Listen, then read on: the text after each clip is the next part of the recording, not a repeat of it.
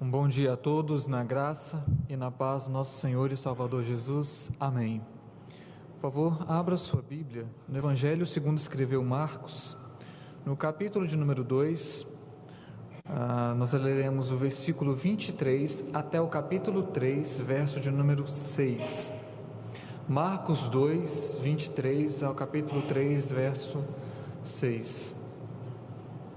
Eu vou ler esse texto, mas eu peço a você que, por favor, acompanhe a leitura atenciosamente em sua Bíblia. Marcos 2, 23 até o capítulo 3, verso 6.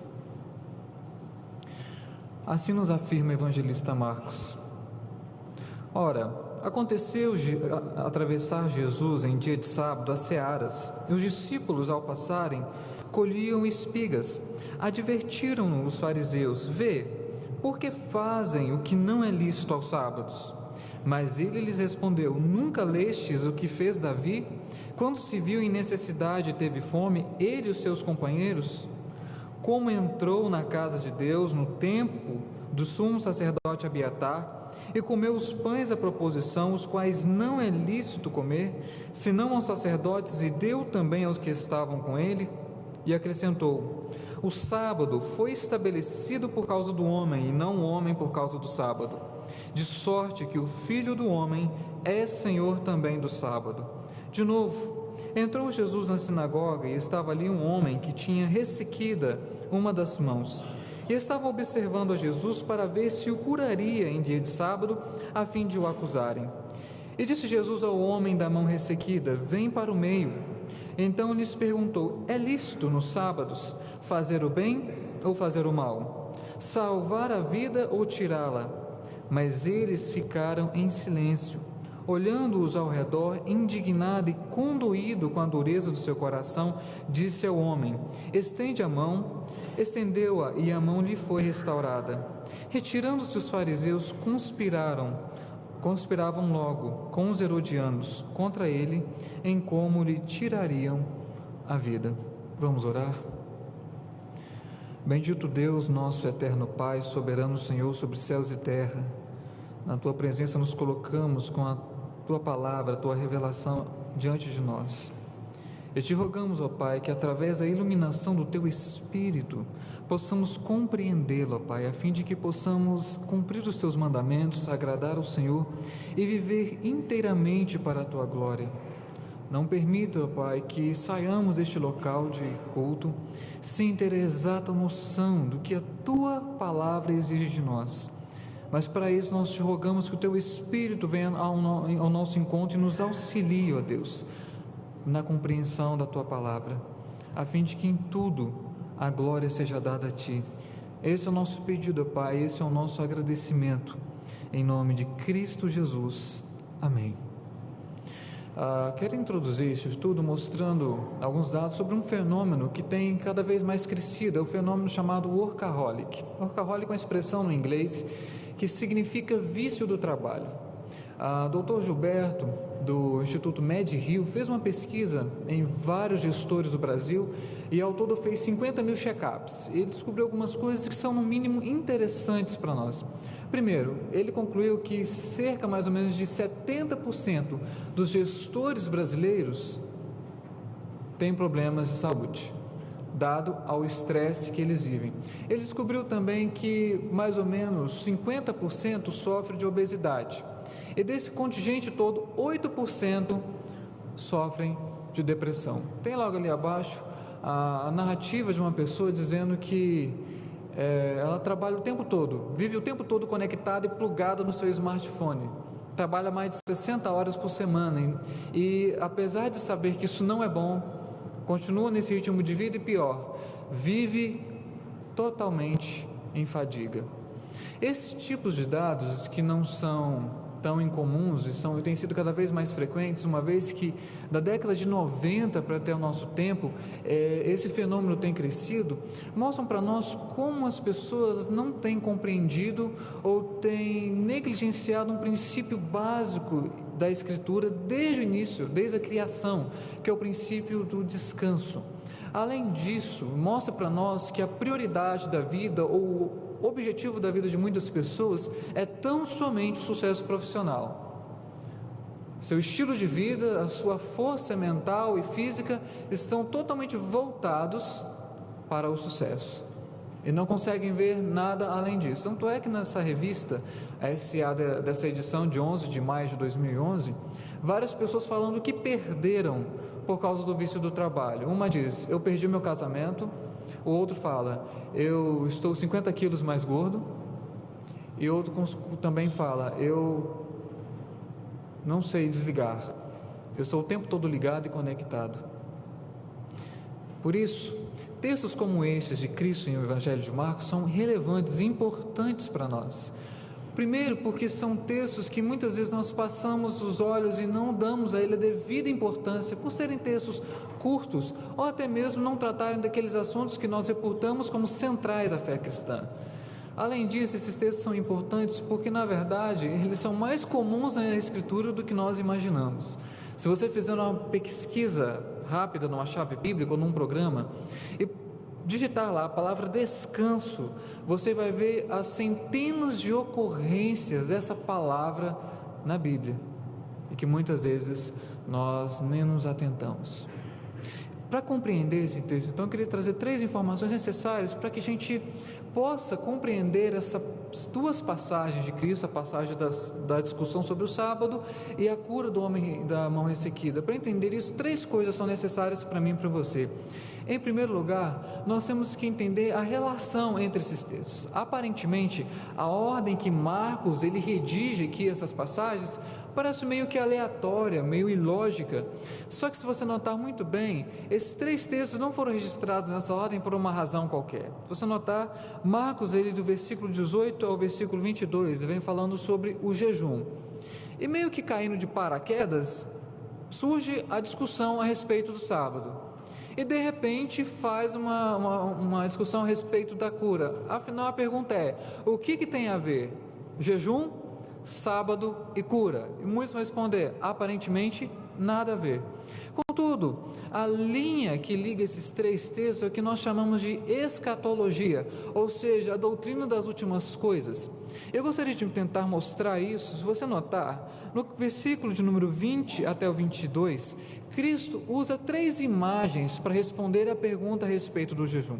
Cristo poderia responder a pergunta de várias outras maneiras, mas ele responde usando 3 imagens. A primeira imagem, se você puder notar, versículo de número 20, fala de casamento. Versículo de número 21 fala de veste. Versículo de número 22 fala de vinho. A pergunta: o que tem a ver casamento, veste e vinho com escatologia? Tudo a ver. Porque essas são as 3 imagens que o Antigo Testamento frequentemente usa para falar da vinda do Messias e o novo período escatológico que o Messias está para inaugurar.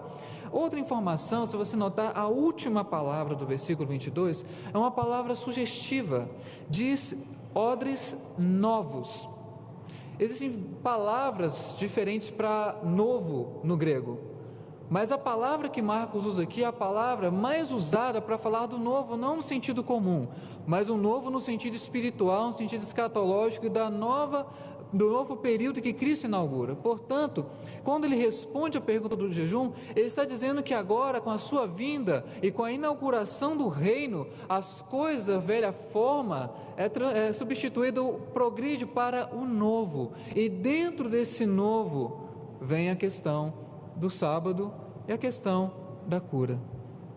Outra informação importante também para a gente compreender esse texto é que ele não está sozinho. Se você notar, há aqui uma progressão no que nós chamamos de conflito, uma tensão de conflito. Se você notar, isso começa no capítulo 2, quando Cristo cura um paralítico e perdoa os pecados. Os fariseus questionam: quem é você para perdoar pecados? Ele responde: para que vocês saibam que o Filho do Homem tem autoridade, eu digo, seus pecados estão perdoados. E aí começa o conflito.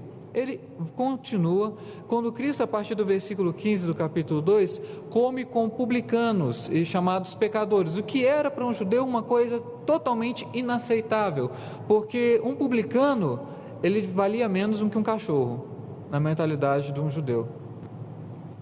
E aí Cristo come com os pecadores e surge esse conflito.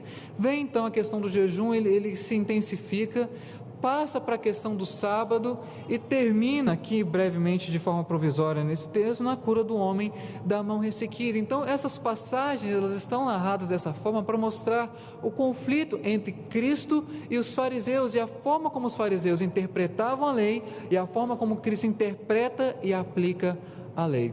A última informação necessária para a gente compreender esse texto é a relação então entre o sábado e a cura. Por que que logo após falar sobre uma questão do sábado, Marcos fala de uma cura? Primeiro porque a questão do sábado, Cristo faz uma afirmação, que Ele é o Senhor do sábado. E o versículo 1 ao 6 do capítulo 3 vem aplicar e ilustrar como assim Cristo é o Senhor do sábado? De que forma Ele é Senhor do sábado? A cura então é uma ilustração para mostrar como Cristo aplica o sábado ao seu ministério. Diante dessas informações, eu gostaria de propor como tema do nosso estudo nessa manhã, como o verdadeiro descanso em Jesus. Nós estamos falando do sábado.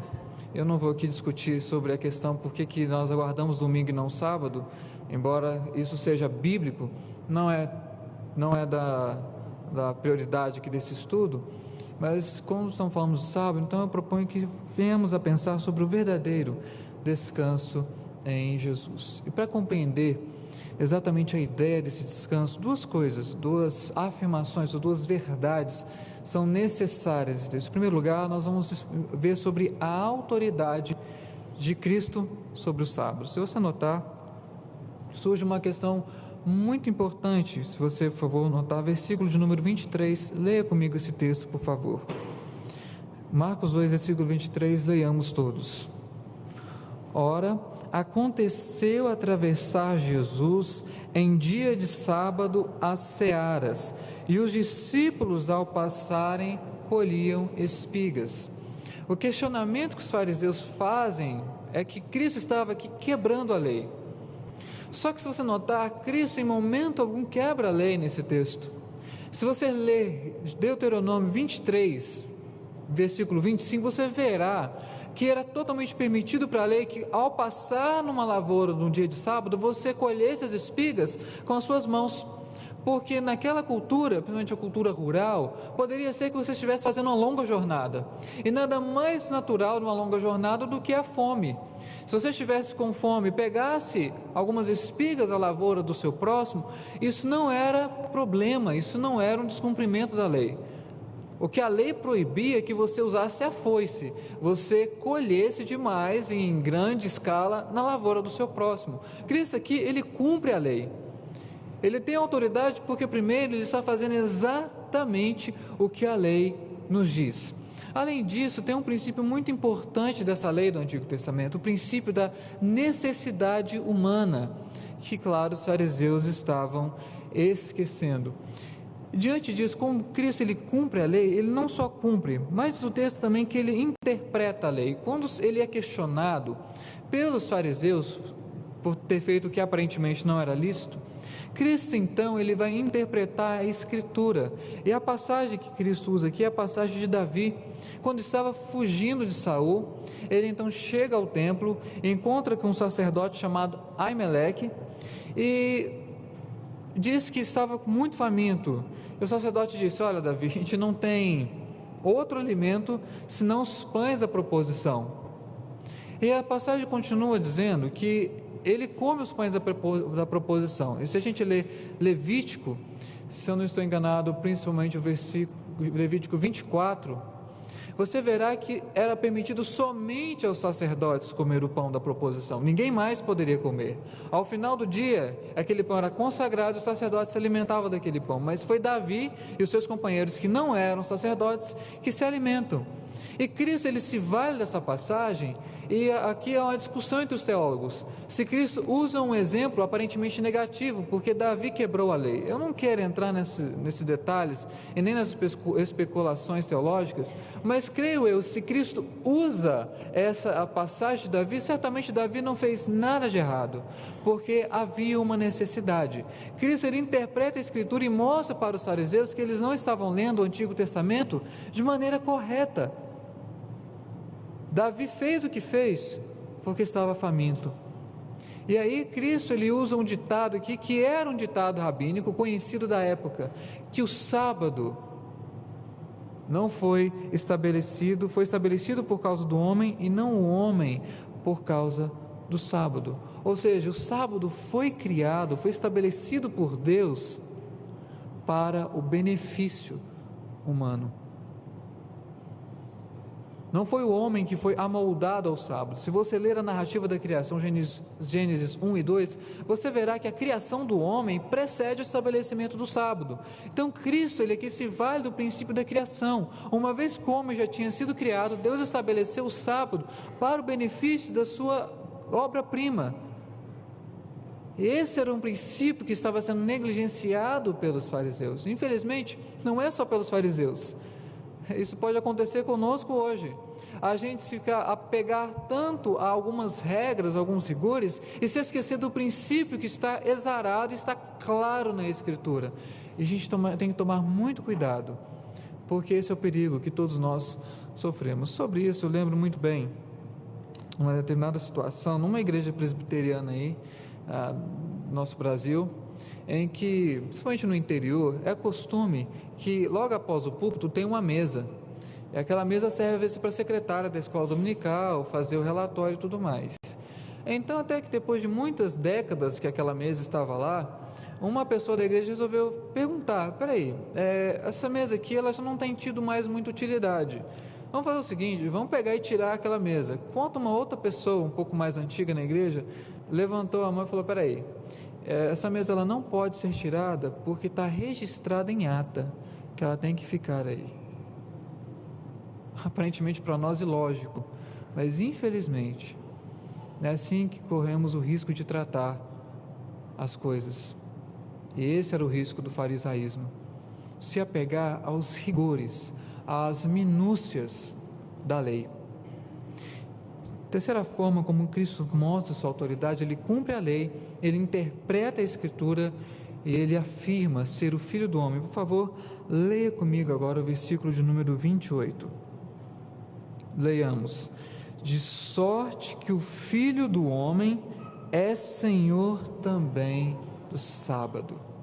A terceira forma como Cristo fala que ele sim estava aplicando e vivendo corretamente o sábado é: o Filho do homem é também Senhor do sábado. E essa expressão Filho do homem é uma expressão muito rica e cheia de significado no Novo Testamento. Primeiro, porque ela aparece em todos os 4 evangelhos mais de 80 vezes, portanto, não é por uma razão qualquer que os evangelistas usam tanto essa expressão.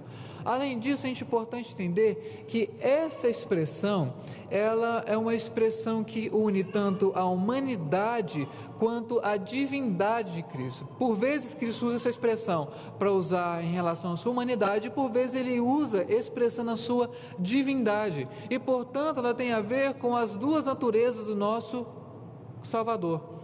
Além disso, essa expressão, ela tem um significado bem peculiar nesse texto. Cristo usa a expressão Filho do homem aqui para fazer usá-la como uma expressão de autoridade. Ele, como Filho do homem, é quem tem maior autoridade e respaldo para falar o que é o sábado e para dizer o que deve ser feito no sábado. Ele sim é o Senhor do sábado. Ele sim é aquele que estabeleceu, e essa reivindicação de Cristo, que Ele é o Senhor do sábado, é uma reivindicação de autoridade, de divindade, é a reivindicação de que Ele que estabeleceu o sábado, e Ele, portanto, é que diz o que deve ser feito no sábado, e ninguém mais. Isso não tem a ver apenas com os fariseus nessa situação, tem a ver também com a nossa própria prática, porque não somos nós que temos que definir o que deve ser feito no sábado, o que é mais correto no sábado, porque não fomos nós que estabelecemos o descanso, foi Deus, e por isso Ele é a autoridade para falar o que eu e você temos que fazer no descanso. E quem dera, às vezes muitos nossos adolescentes e jovens compreendessem isso. Eu falo isso porque muitas vezes os compromissos que são marcados, principalmente os noturnos, são feitos de forma que a pessoa fica tão cansada, tão exausta, que no dia de descanso ela pensa em descansar totalmente, até mesmo das coisas de Deus. Não se importa de ficar às vezes até 4, 5 horas. Essa geração nossa, jovem, é uma geração muito noturna. Não se importam, mas se importam se forem incomodados no domingo. Se for para ir na escola dominical, então, briga. Quem diz que são eles que estabelecem o descanso, o que deve ser feito? É Deus. Essa é a mensagem do versículo 28, a afirmação crucial desse texto. Tanto é que essa afirmação funciona como uma dobradiça entre a afirmação de Cristo, versículo 23 a 27, e a cura. Essa afirmação introduz exatamente que Ele tem autoridade para fazer o que é certo no sábado, e não nós. Segunda afirmação, a segunda importante verdade nesse texto, para nós compreendermos o verdadeiro descanso em Jesus, não é apenas a afirmação da autoridade de Cristo sobre o sábado, é a afirmação da ação ou do que Cristo fez no sábado. Se você, por favor, puder notar, ele no versículo, no capítulo 3, ele vai cumprir o sábado. Por favor, leia comigo agora, versículo de número 1 e versículo de número 2, capítulo 3, verso 1 e 2. Leia, por favor, comigo esse texto. De novo, entrou Jesus na sinagoga e estava ali um homem que tinha ressequida uma das mãos, e estavam observando a Jesus para ver se o curaria em dia de sábado, a fim de o acusarem. Ou seja, Cristo, logo após Marcos narrar essa discussão com os fariseus a respeito do sábado, mostra Cristo entrando numa sinagoga no dia de sábado e pretendendo fazer uma cura. E se você ler os evangelhos, você verá que não era raro Cristo no dia de sábado fazer curas. Só para mencionar algumas curas brevemente, se você ler João 5, versículo 1 a 9, você verá que a cura do paralítico no tanque de Betesda foi no dia de sábado. Se você caminhar mais para frente no evangelho de João, capítulo 9, você verá que a cura do cego de nascença se deu também no sábado. E se você abrir, se não me engano, em Lucas, você verá Lucas capítulo 13, você verá que a cura da mulher possessa por espírito de enfermidade também foi realizada no sábado. Ou seja, era uma atitude comum de Cristo curar no sábado. E por que ele fazia isso? Porque a ideia de Cristo é que o sábado deveria ser cumprido. E como cumprir o sábado? Fazendo bem e exercendo o seu ministério. Cristo cura no sábado para mostrar que Ele estava aplicando corretamente o sábado. Mas uma outra dimensão também que eu gostaria de mostrar a respeito do sábado, do descanso, é que Cristo não apenas cura no sábado, Ele não apenas tem atitudes no descanso. Cristo, segundo nos diz então Hebreus, Ele é sim o próprio descanso. Se você caminhar um pouco mais na frente, por favor, abra comigo em Hebreus, capítulo 3, no final do capítulo, e parte do capítulo 4, você verá que o autor de Hebreus interpreta corretamente os textos que nós lemos no início do culto, Salmo 95. Hebreus, por favor, capítulo 3. Quero comentar brevemente sobre esse texto. Se você ler a partir do versículo de número 11, ele começa a citar o Salmo 95, Hebreus 3, verso 11, assim, jurei na minha ira, não entrarão no meu descanso.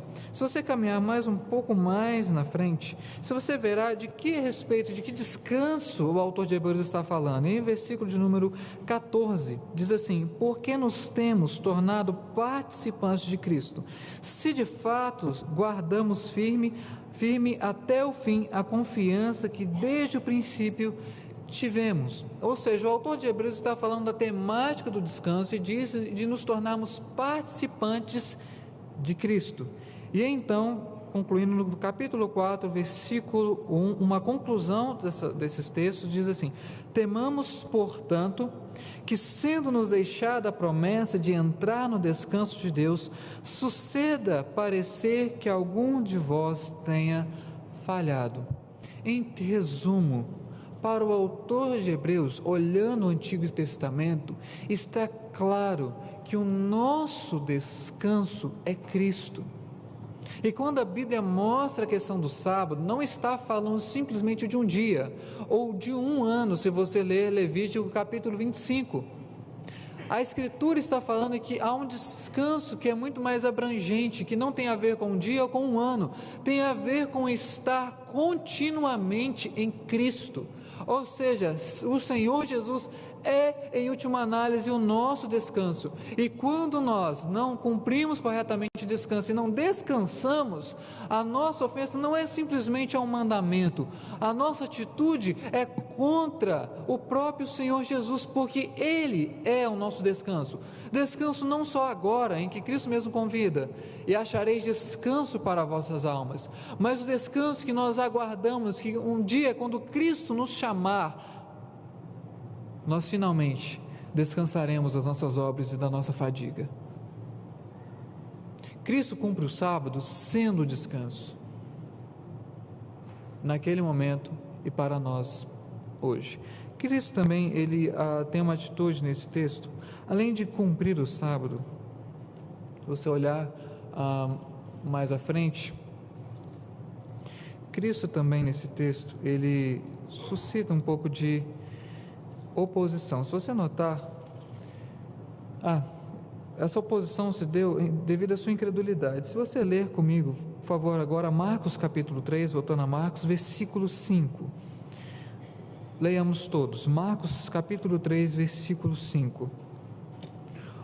Olhando-os ao redor, indignado e condoído com a dureza do seu coração, disse ao homem: estende a mão. Estendeu-a e a mão lhe foi restaurada. Cristo, ele cura esse homem, entre outras coisas, para condenar a incredulidade dos fariseus. É interessante que nesse versículo nós temos duas expressões muito claras. A primeira expressão é a expressão indignado.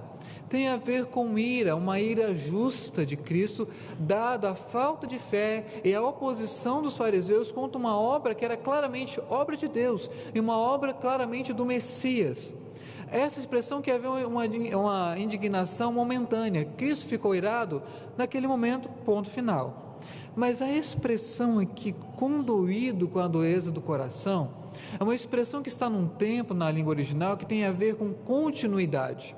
Ou seja, Cristo estava entristecido com essa incredulidade de forma contínua, porque essa incredulidade se mostrava de maneira corriqueira na atitude dos fariseus. É interessante também a palavra aqui, dureza do coração.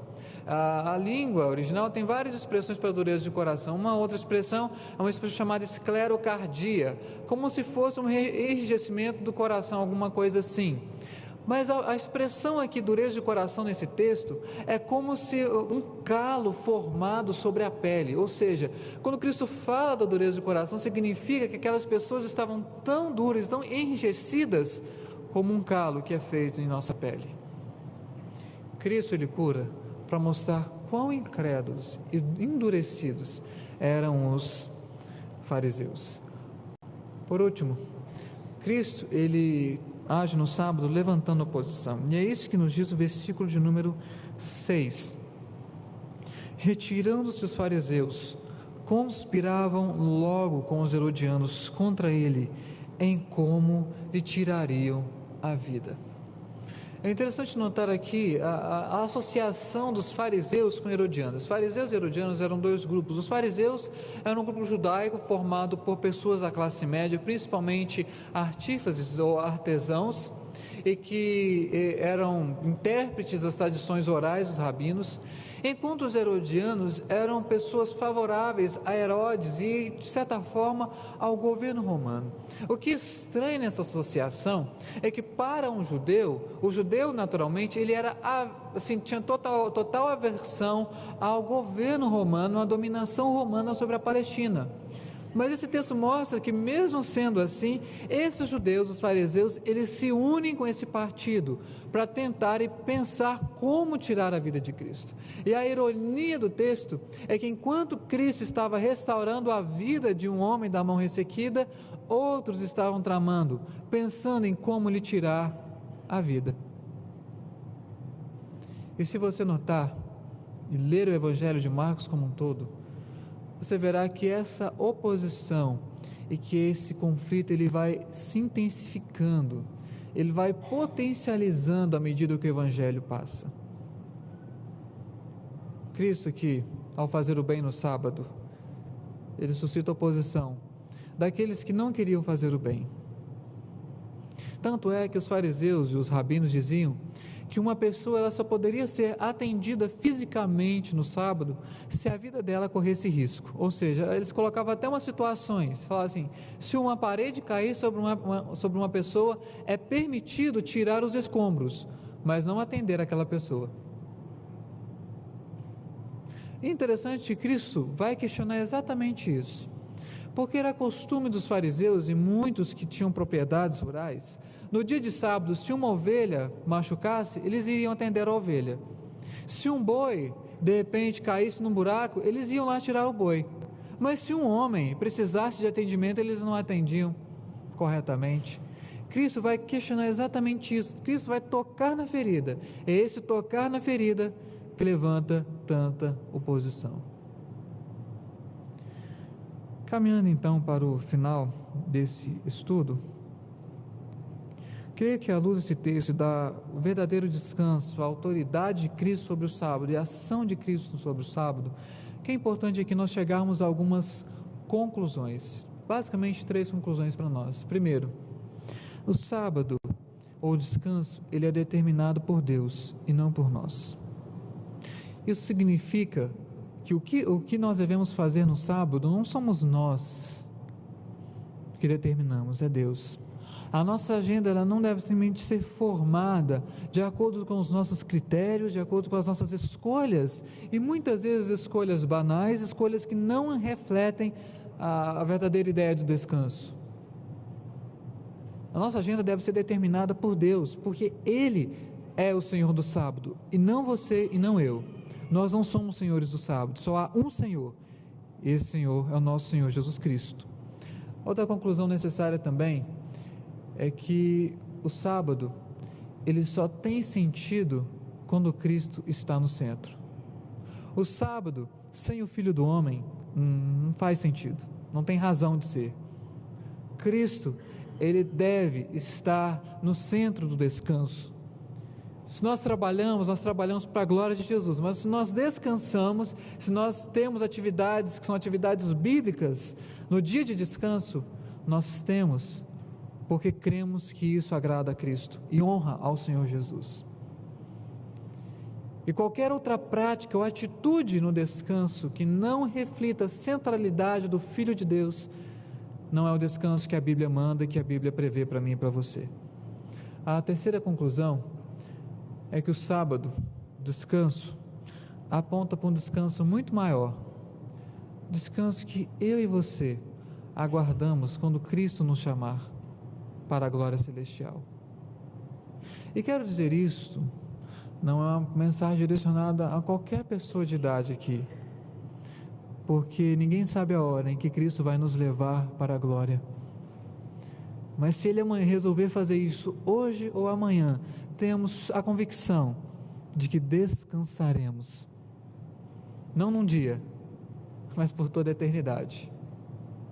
É esse descanso que eu e você temos que aguardar. porque é o descanso prometido.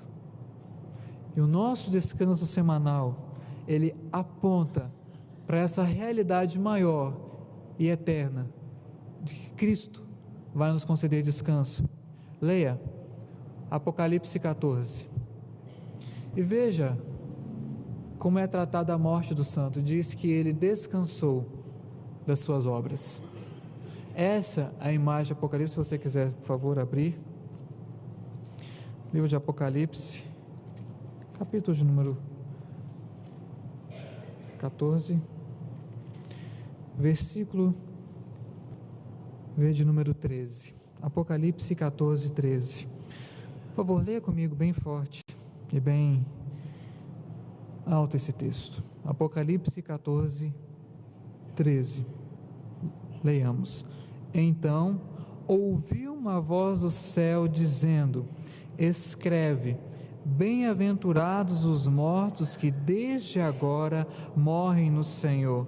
Sim, diz o Espírito, para que descansem das suas fadigas, pois as suas obras os acompanham.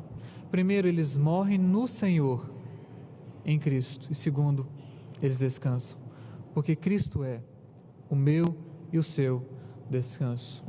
Diante disso, eu tenho 3 perguntas para fazer, perguntas que eu faço a mim mesmo, e que já fiz a mim, e que faço a você, como aplicação e fechamento do nosso estudo hoje. Primeira pergunta: como tem sido o seu descanso? Tem sido o descanso que Deus ordena e que Deus deseja? Ou tem sido um descanso, mais ou menos, que você resolveu fazer e colocar para a sua agenda? Você tem de fato descansado? Porque a Bíblia diz que nós temos que trabalhar, porque o trabalho é dom de Deus. Leia a pastoral de hoje, que tem lá as menções dos textos que falam disso. Mas não é só o trabalho que é dom de Deus, o descanso também o é. Por isso, a gente tem que pensar muito bem como é que a gente tem descansado. Segunda pergunta é que quem tem determinado e quem determina o seu descanso? A sua família, seu trabalho ou você mesmo? Independente de quem seja, se não for o Senhor, está errado. Ele é que tem que determinar como você vai descansar e como você vai viver esse descanso que Deus, Ele ordena. Não é você, é Deus. E quando nós fazemos no domingo o que nós achamos que deve ser feito, simplesmente nós esquecemos que nós temos sobre nós um Senhor, que é o Senhor do descanso. Falo isso porque não é muito raro ver pessoas que na vida da igreja elas resolvem boicotar uma das programações da igreja. E, curiosamente, às vezes elas boicotam exatamente a escola dominical. Tanto é que, uns tempos atrás, eu ouvi falar de um irmão, membro, dito comungante da igreja, que só ia nos cultos noturnos da igreja. Isso se não tivesse o jogo do Flamengo. Porque se tivesse o jogo do Flamengo, se o Flamengo ganhasse, ele ia comemorar depois. Se o Flamengo perdesse, ele revoltado não ia à igreja. Entanto é que muitos oravam para não ter jogo do Flamengo no domingo, para aquele irmão ir na igreja. Caso de pessoas que elas resolvem para si mesmas determinar o que vão fazer no descanso. A última pergunta: Cristo é o centro do seu descanso? Cristo é o centro do meu descanso? Pois Ele deve ser. Seu trabalho, eu trabalho para a glória dEle. Seu descanso, eu descanso porque Ele mandou. Ele é o centro. E se o nosso descanso não está centrado em Cristo, infelizmente não é descanso verdadeiro. É o descanso que Deus Ele prescreve e tão bem Ele ordenou na Escritura. Diante disso, eu gostaria de abrir aqui um momento, alguns minutos, para que talvez a gente tenha algum tempo. Se alguém tem alguma pergunta a respeito desse texto, desse assunto, esse é o momento oportuno, algum ponto que não ficou bem esclarecido? Alguém tem alguma... Pode ter parecido mais um sermão, mas se você quiser participar também, tenha a liberdade. Algum irmão tem alguma pergunta, alguma acréscimo a fazer?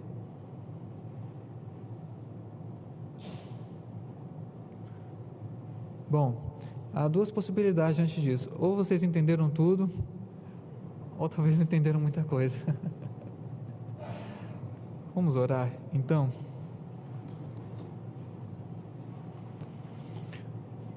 Ó Pai, nós te engrandecemos, ó Deus, porque a Tua palavra é perfeita, ela é verdadeira, ela é viva, ela é eficaz, a Tua lei restaura a alma, o Teu testemunho é fiel. Nós te agradecemos, ó Deus, pelo descanso que o Senhor prescreve e que o Senhor estabeleceu na Tua revelação. Nós te rogamos, ó Deus, perdão, se por alguma razão temos negligenciado o descanso devido a Ti. Se não temos, ó Deus, temos de alguma forma agido por conta própria e tentado determinar para a nossa própria mentalidade aquilo que vamos fazer no dia que é o dia do Senhor. Nos perdoe, ó Deus, se temos tentado ser os senhores do descanso enquanto nós não somos. Ó Pai, que venhamos a repousar em Ti, não apenas um dia na semana, nem apenas um mês, ó Pai, mas descansar em Ti totalmente e diariamente. Repousar a nossa vida na graça e na certeza de que o Senhor cuida e sustenta cada um de nós. Tenha misericórdia de nós se não temos compreendido isto, ó Pai, e de alguma forma temos negligenciado a Tua palavra. Mas que a partir desse momento, o Teu Filho, Cristo Jesus, seja o centro do nosso descanso, e nós aguardamos, ó Pai, com expectativa, com fé e esperança, aquele dia em que o Senhor vai nos chamar ao descanso final, nos chamar para a glória, Deus. Que leve, ó Deus, o tempo que for, nós aguardamos e esperamos, ó Pai, com alegria em nossos corações, na certeza de que o Senhor vai cumprir também esta promessa da Tua palavra. E enquanto isso não acontecer, ó Pai, que vivamos corretamente o descanso que o Senhor planejou para nós. Isso, ó Deus, nós te pedimos e rogamos em nome de Cristo Jesus. Amém.